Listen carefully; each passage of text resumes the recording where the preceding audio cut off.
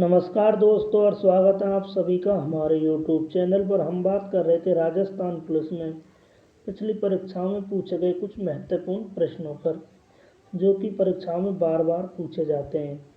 देख लेते हैं पहला प्रश्न, वीर विनोद पुस्तक के रचयिता कौन थे? कवि श्यामल दास, जिन्होंने वीर विनोद पुस्तक की रचना की थी। राणा पूंजा किस राजा का सेनापति था? तो राणा पूंजा जो कि महाराणा प्रताप का सेनापति था। कृष्ण मृग किस अभ्यारण्य में पाए जाते हैं? कृष्ण मृग जो कि ताल छापर चोरू के अभ्यारण्य में पाए जाते हैं। निम्न में से कौन सा युग्म सही सुमेलित नहीं है? मेहंदी सोजत पाली के अंतर्गत पाई जाती है, लहसुन बारां के अंतर्गत पाया जाता है, ईसबगोल जालौर के अंतर्गत पाया जाता है, जबकि किन्नू बूंदी में न पाकर श्री गंगानगर जिले में सर्वाधिक पाया जाता है। इसका उत्तर हो जाएगा ऑप्शन डी। कांठल की गंगा और कामधेनु के नाम से प्रसिद्ध नदियों के लिए सही सुमेलित युग्म कौन सा है? माही नदी, जिसको कांठल की गंगा कहा जाता है, और चंबल नदी, जिसको कामधेनु कहा जाता है। नाथद्वारा में श्रीनाथ जी की मूर्ति को किसने प्रतिष्ठित करवाया था? इसका उत्तर हो जाएगा महाराणा राज सिंह।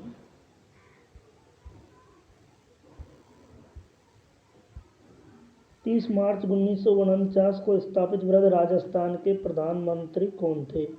प्रथम प्रधानमंत्री श्री हीरालाल शास्त्री थे।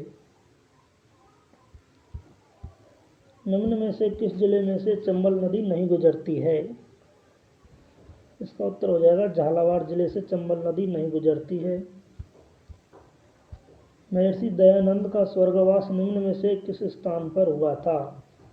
तो अजमेर जिले के अंतर्गत महर्षि दयानंद का स्वर्गवास हुआ था।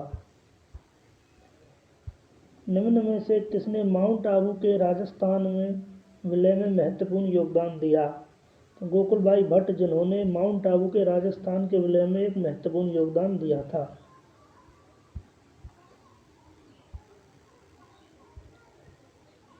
राजस्थान का जलियांवाला बाग के नाम से प्रसिद्ध स्थान मानगढ़ धाम किस जिले में है? तो मानगढ़ धाम जो कि बांसवाड़ा जिले के अंतर्गत स्थित है।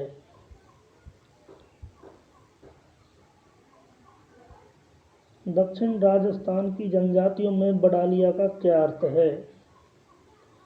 दो पक्षों के मध्य विवाह संबंध में मध्यस्थता करने वाले को बडालिया कहा जाता है।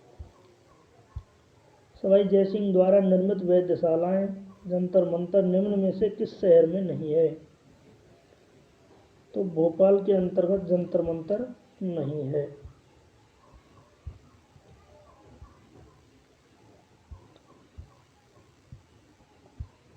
कौन टोंक मुस्लिम रियासत का संस्थापक था? अमीर खां पंडारी, जो कि टोंक मुस्लिम रियासत का संस्थापक था।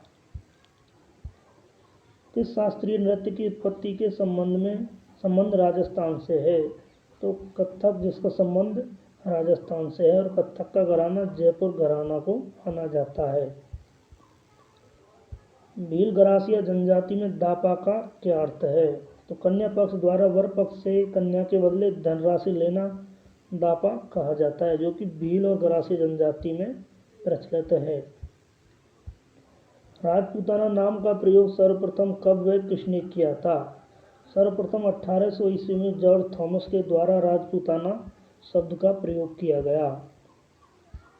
निम्न में से कौन सा युग्म सही सुमेलित नहीं है? नाहरगढ़ अजमेर में नहीं पाया जाता, जबकि नाहरगढ़ तो जयपुर जिले के अंतर्गत स्थित है। राजस्थान में शीतकाल में होने वाली मावठ किन कारणों से होती है? तो राजस्थान में शीतकाल में होने वाली बारिश पश्चिमी विक्षोभों के कारण होती है। उदयनाथ पर्वत राजस्थान के किस जिले में स्थित है? तो उदयनाथ पर्वत जो कि अलवर जिले के अंतर्गत स्थित है।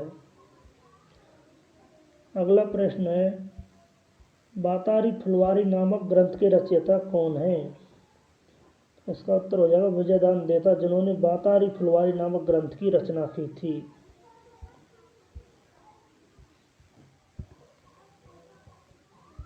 मौताना प्रथा के संबंध में निम्न में से कौन सा कथन सही है?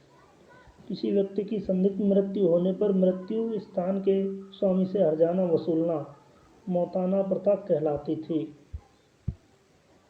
अरावली पर्वत श्रृंखला की दूसरी सबसे ऊंची चोटी कौन सी है? शेर जो सिरोही के अंतर्गत स्थित है। अरावली पर्वत की दूसरी सबसे ऊंची चोटी है। जयपुर शहर को गुलाबी रंग किसके द्वारा दिया गया? तो राम सिंह द्वितीय के द्वारा जयपुर शहर को गुलाबी रंग दिया गया।